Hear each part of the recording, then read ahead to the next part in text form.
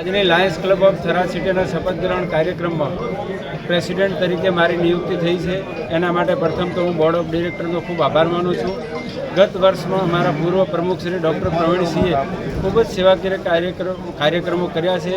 એના માટે તેમને પ્રથમ અભિનંદન અને એમને ડિસ્ટ્રિક્ટમાંથી પણ એવોર્ડ મળેલો છે.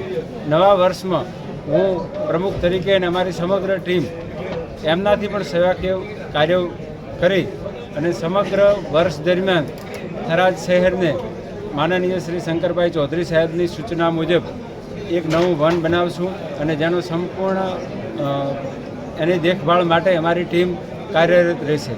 બીજું, અમારી લાયન્સ ક્લબ ઓફ સ્પીકર અને સિંગિંગ ક્લબ માટે પણ જે કાર્યરત છે એમાં પણ ઘણા નવા મેમ્બરો બહાર આવશે. અને વિશેષમાં આ વર્ષનો અમારો પ્રોજેક્ટ છે તુલસીવનનો, જે તુલસીવન હડકાઈ માતાના મંદિર આગળ બનશે, જેની બાજુમાં પીપળવન છે.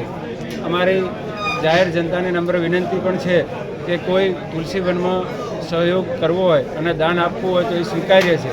ફરીથી સમગ્ર લાયન્સ ટ્રીપનો આધાર માનું છું અને વિશેષ આભાર પત્રકાર મિત્રોનો માનું છું કે બહોળી સંખ્યામાં હાજર રહ્યા અને અમારી લાયન્સ ક્લબને કાયમી સપોર્ટ કરે છે. Thank you. જય લાયન્સ.